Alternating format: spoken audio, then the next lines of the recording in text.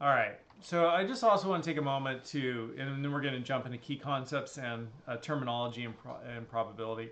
But I just want to like acknowledge that statistics, at least for me, it's like not a natural way of thinking. Like at one level, it's very natural, and we do it all the time, and I'm doing it, and you're doing it, and we're calculating probabilities of things, and we're running the odds in our heads.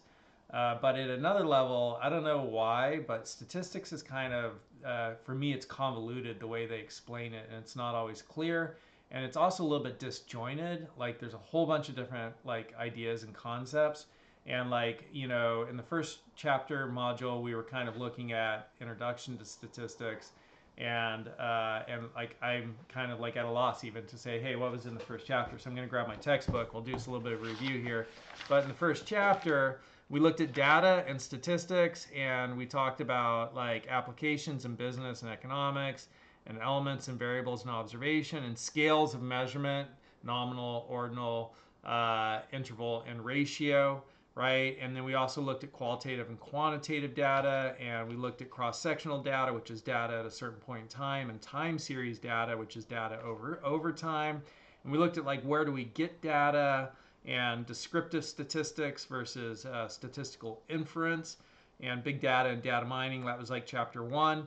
And then in chapter 2 and 3, we really jumped into descriptive statistics. In chapter 2, we were looking at visual representations of data, and we saw histograms and like dot plots and different ways we could visually represent our data, different descriptive statistics that were visual. And then in chapter 3, we were looking at numeric descriptive statistics, so different ways we could describe and represent and convey our data more effectively with numeric measures. And in that, man, we really got into a lot of the foundation of statistics with like measures of location, the mean, the median, the mode, the weighted mean, the geometric mean, and measures of variability with range and variance and standard deviation, and the coefficient of variation. And then we also looked at the distribution shape and z-scores and Chebyshev's theorem and the empirical rule and detecting outliers and the 5-number summary and box plot.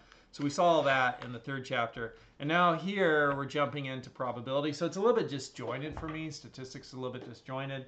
And it's also a little bit convoluted. In some ways we're doing it all of the time. But it's like a whole new domain. It's a whole new way of thinking. And it's even hard for me.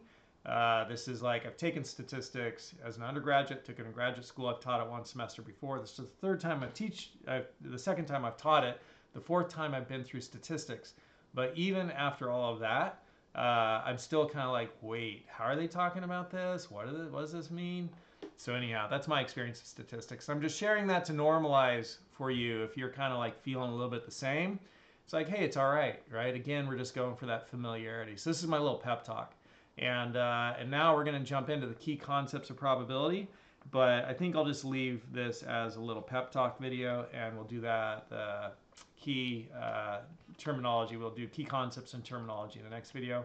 We'll leave this one as a pep talk. All right, see ya. Pep talk. See you in the next video.